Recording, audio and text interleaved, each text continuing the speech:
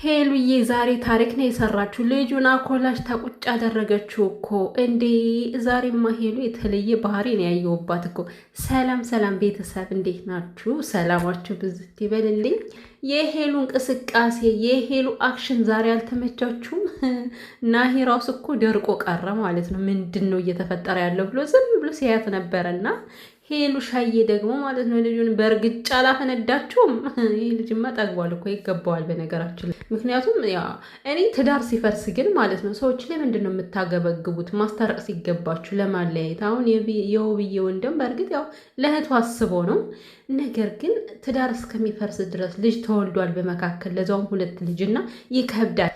እና ሄሉዬ ማለት ነው ረረረረ እኔ የምለው ቤተሰብ ግን እኔ አሁን አንድ ነገር እየገረመኝ ነው።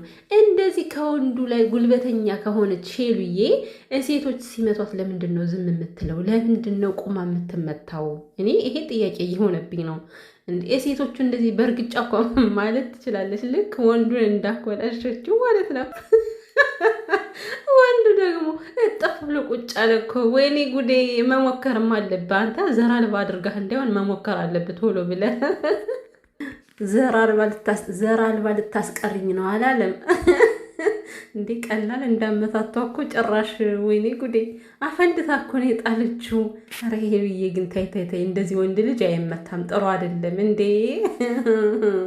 ከዚህ በኋላ ግን ማለት ነው ሄሉሻ ምን መሰለሽ፣ በቃ ሰው ሲመታሽ ራሱ ሴት ሲመታሽ እንደዚህ ራስሽን የማታስደፍሪ ጀግና መሆን አለብሽ። ዛሬ ለወንድምሽ ማለት ነው ለናሂ እንዲህ ዘበኛ ቆመሽ፣ እኔ አንዱ የእናቴ ልጅ እኮ ነው የእናቴ ልጅ ወንድሜ ነው እኮ እያልሽ ትከራከሪ ነበር። እና ለራስሽም እንደዚህ መከራከር አለብሽ እኮ።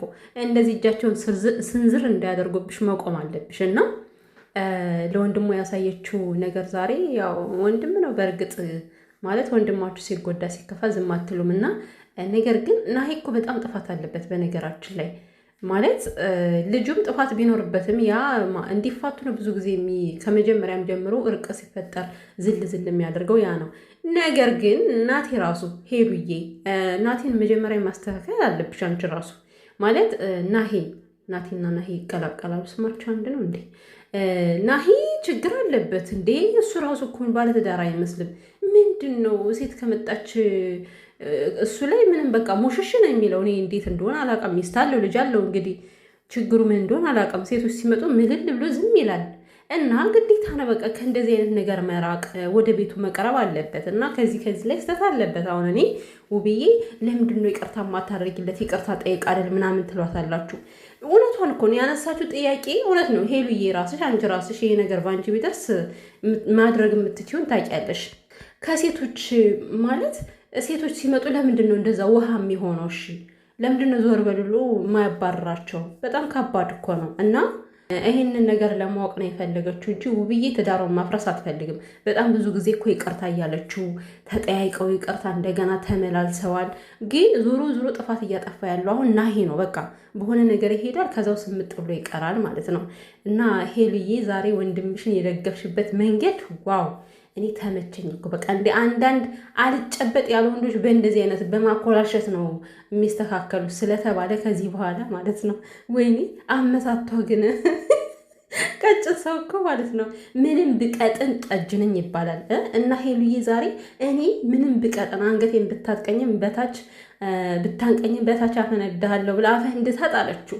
እኔ እንግዲህ አሁን አዳሩ እንዴት ነው? ነገ ነግቶ እስከማየው ድረስ ይሄ ልጅ ደህና ይሆናል አይሆንም? እንዴ 10 እንደዚህ እየጨበጠ ወይኔ ጉዴ ፈላ። ወይኔ ግን እኮ አሳዘነኝ እናንተ። ያማል እኮ በስመ አብ። ሄሉዬ ጨክነሽ ነው ግን እንደዛ ያኮላሽሽው?